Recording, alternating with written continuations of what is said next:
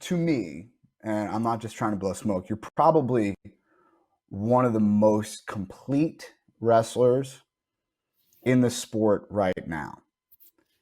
Are there any, in your estimation, are there any holes in your game right now? I would think me getting abs as a whole, just like my skin. Now, So I mean, wait I've a always second. Wait, said, wait, wait, wait, wait, wait, wait, wait, wait, wait, wait, wait. So for those of you that are just tuning in and weren't on the pre-call when our producer was framing up Gable, Gable made it a very strict point of saying that he is going to come out of this quarantine with abs, and I was like, that's pretty scary. So go ahead. I'm sorry. nah. So like my big thing was this year just maintaining a 7 minute match, and if I needed to go more, I could do more. Because last year I feel like mid match I was so worried about getting so many takedowns that was kind of like gassing myself out almost. And so this year I wanted to maintain like picking the right shots and getting 100% takedown rate instead of shooting 3 shots and probably getting 1 takedown. Because back then I was kind of mid second period, I was hitting the wall, even though I was up probably 12 to whatever score it was. I was hitting the wall. And this year we really focused on maintaining that 7 minute period. And I think for next year, my goal is just to keep getting stronger, and like the abs we talked about. I mean, if they just peak a little bit, then the abs peak a little bit, but not fully. I don't need to be a full like Power Ranger, but just a smidge. Okay. All right. I saw you with Lesnar. That dude still has abs. Like he's Somehow, overmade. he still got them. It's pretty impressive, bro. He's a Yeah, every time I see him, monster. he gets bigger. He's built like it's crazy how built he is, and it's like it's like He looks literally like a an action monster. figure. I mean, He's a GI Joe. anyway. All right, Elon. Let's get into this. Let's get into this match. We're gonna look at your Big Ten final. Is that cool? Yes, sir. All right. Okay, first things first. Can we rewind it to that very first snap? Because that is a full real snap. You just took one of the best athletes on matted surface in the first 5 seconds of this match, and you put him to a knee with one hand. Is this just kind of you announcing your presence with authority, or is this something that you just every single time you get on a mat, you're trying to snap a guy through the earth? Every single time I get on the mat, I'm trying to snap a guy through the earth. Like, especially when I wrestled Cassiopeia, I'm trying to run guys through the ground. I'm trying to snap through the earth. And when I was wrestling this match, and he was trying to push the pace early so he can get a quick takedown and see what he can do from there. When he tied up, I wanted to get him off me and reset so he would have to think about what he's going to do next. And I wasn't worried about what he was going to do. Okay, let it run there, Elon.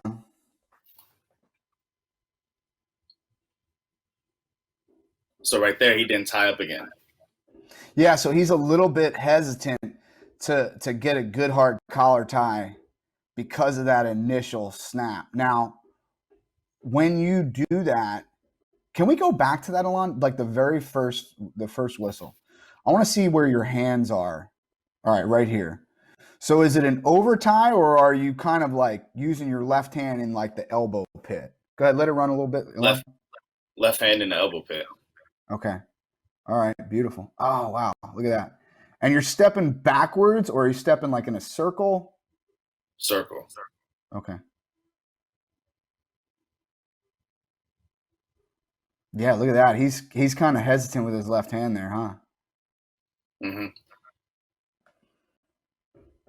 So let me ask you this, and you can keep it going there, Elon. I guess,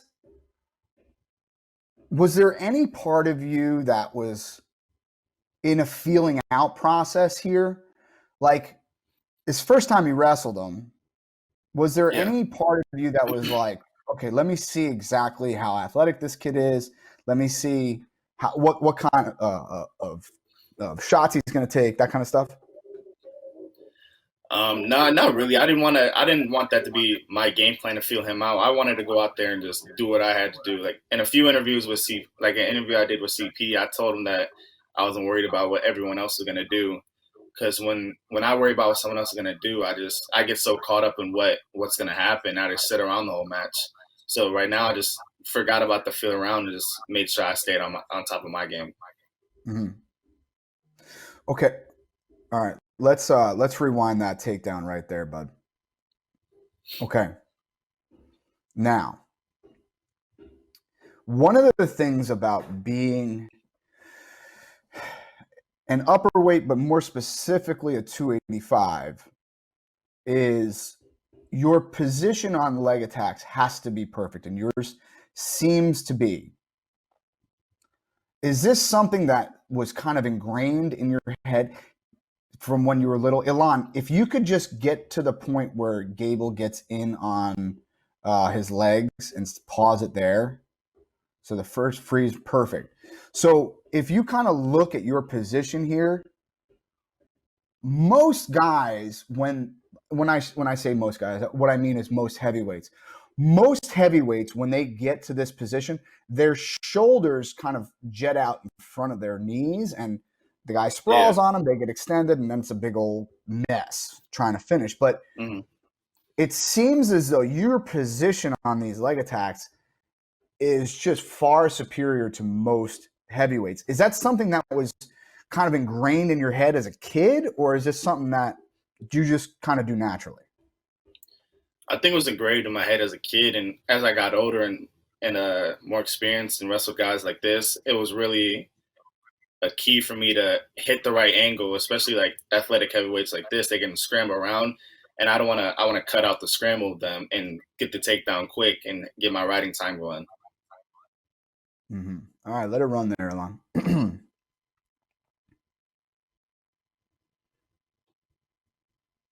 Now, you said riding time. Do you have, how much of a priority is top wrestling over the next, let's call it 12 months of your life, right? Because let's assume that the next time you wrestle at the NCAA tournament will be about a year from now. How much of your like training is going to be on top? Just practically in season. I mean, I kicked it up a lot. Tony Nelson was helping me, and I mean, top is really a good thing for a lot of these heavyweights, because if you break them down flat, it's hard to get up. But we were, for my first half of season, I was doing freestyle. Right. That's true. That's true. And you're now, I don't know if you would agree with me, but I think your top game in freestyle is a little bit more effective than your top game in folk style. You feel that way? Yeah, I feel that way too. Just I really like doing takedown off the turn. No, turn off the takedown, my bad. Other way around. But it's just in freestyle you can get more quicker points in folk style, and guys can just lay on the bottom in folk style and freestyle. That's why I like freestyle much more. Mm.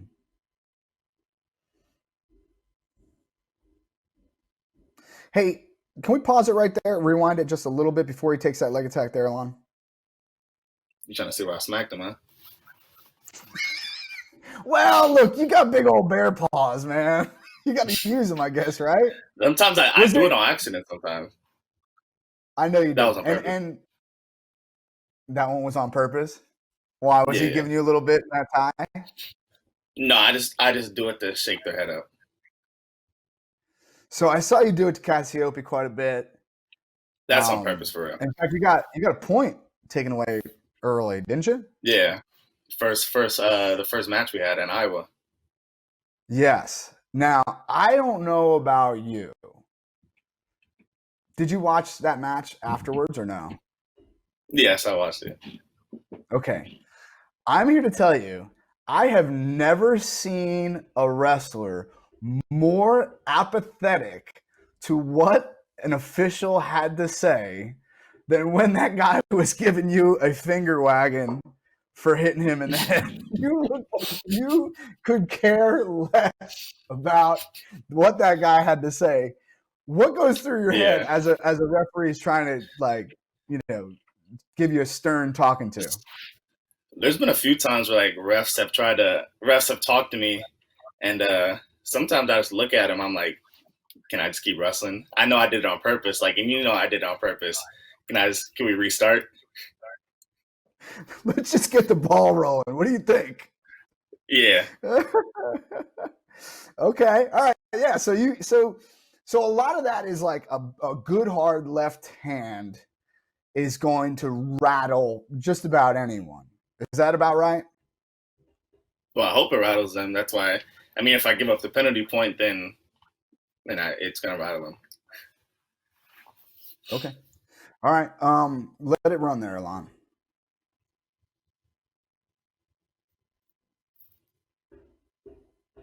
Hey, freeze it right there. Actually, not right there. Can we go back like 3 seconds? Let me ask you this, Gable. Does lefty to see right there? Does lefty to lefty mean anything to you? Meaning, does it change up No, any of your offense at all? no, it doesn't. So like Just keeps me the same. So literally all you're thinking about is just getting to the near leg or getting to any leg. So what's the thought process there? Because I know, like, I'm a lefty. When I see a lefty in front of me, I'm like, oh, that's a little wonky. That's a little weird. So what's your initial thought when you're in a tie-up and you see another lefty lead? Mainly my thought is just I try not to hit the same move twice in a match, like back to back, because then they're expecting it. So with the lefty to lefty league, I feel like when I shoot to the back leg, the left leg is gonna be stuck, and that's what most of them. That's what happens with most of them. So with him, when I shot the double leg to the left side, he just couldn't move his leg. Okay. I see. All right, let it run there, Lon.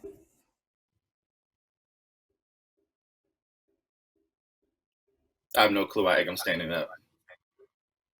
Say what? Eggum was standing up, and I have no clue. We're still in tie-up. You think he's just just to yell? I think sometimes he does.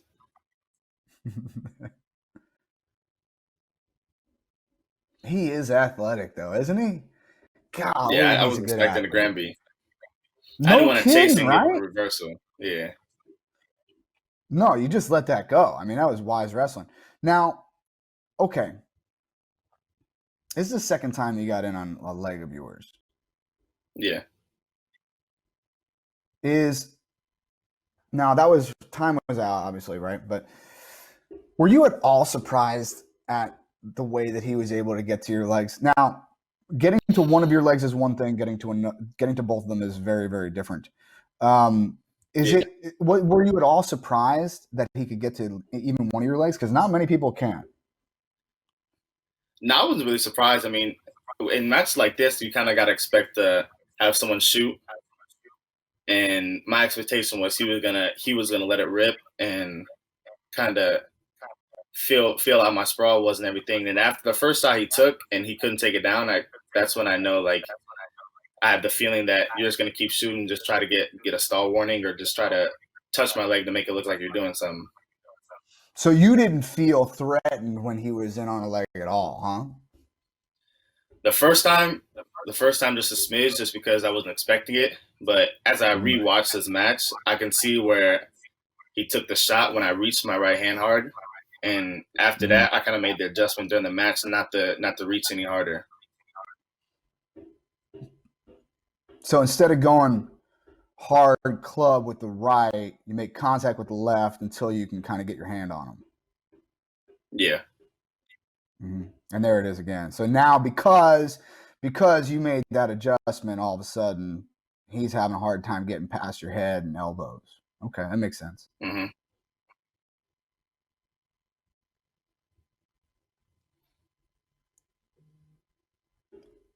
So there's the stall call that you were just talking about. Now,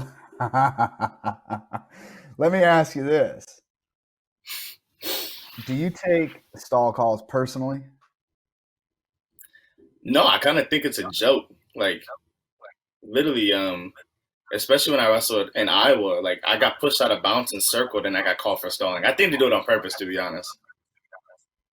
Really? Yeah. I mean, the shots he was taking were good, but was he gonna get a takedown off it?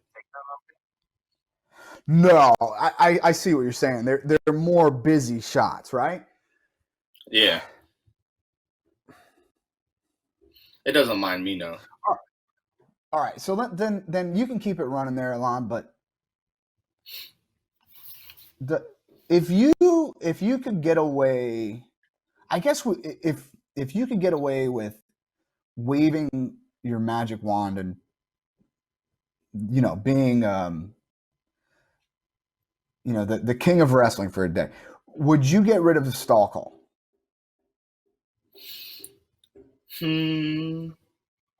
I'll get rid of. I think I'd actually put in a push-out rule. Right. That kind of gets rid of And it, I right? Like would. that. Yeah. It takes a lot of stall calls away, and it just takes But sometimes guys do stall when they're getting taken down and just try to, especially in duels with team points, and that implements a lot on it too. So you're saying,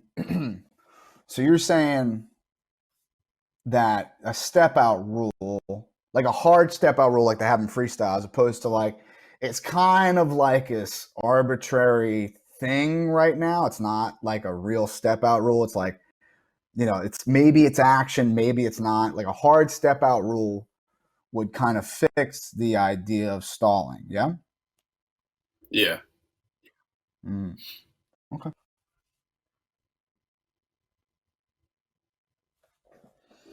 All right. So I'm third period. What is? I think it's 5-3. 5-3. 1:30 to go. So technically, is there riding time? I can't even tell. No, I think it was like at 30 something. Okay. So technically, he's still in this match, right? Does he's a takedown away from a tie right now? Now that's a long minute and change to hold a guy like Gable Steveson down. But I guess what I'm asking is, your first Big Ten title, you're a minute away. Is there ever a point where you like a little bit of like, oh, okay, like I'm ready to do this here? Does that doubt creep in at all? Like a little bit of a nervous feeling where you want to shut down? This year, no. Last year in the finals, I had that thought in my mind that when I took him down, then he got the takedown on me. So when I first took him down last year, I was thinking about, okay, I'm gonna win. But I forgot I had 40 seconds left in the match, and He got the takedown. So this time when I was up, I was just making sure that I was gonna keep it up, and that's why that last takedown I just had, I had to try. I cemented it in just to make sure I was gonna be a champion. Yeah. So there was another takedown there that we kind of missed, that you and I were just talking over. Okay, so this is a technique that I don't see very many heavyweights doing at all. So ankle pick, knee pound, either high crotch or double. Can you let that run there on? So weight on them, ankle pick, knee pound, high crotch double. Where did you learn that, first of all? I don't know. I just always been able to hit ankles like that. But in that situation, I haven't really hit no picks this whole year. So in that situation, when I saw the opening, I had it taken. I knew it was going to be there, because when I pushed his head down, he was stuck, and his butt was in the air. And so when I took the shot, it was an easy swing on it. Mm-hmm. Yeah, you're right. I haven't seen you do that much this year, but man, I've seen you do it in the past, and it is absolutely impressive. And again, I hate to kind of harp on the position, but man, when you hit that, your body position is absolutely perfect. Gable, any last kind of thoughts on your first Big Ten title? I mean, it's a great experience. You guys gave us a lot of publicity too with the tournament, made a lot of people watch, and I thank y'all for that. So, but in my opinion, I mean, it's just after that day, no one cares that you won the Big Ten, and we gotta come back next year, and there's new heavyweights in, and gotta repeat it. But my ultimate goal is to win the national tournament. I haven't won it yet for some reason. Nah, not for some reason, but just I know what you mean. just crazy Mhm. that it's just crazy that we had the opportunity this year, and hopefully it arises next year and the year after.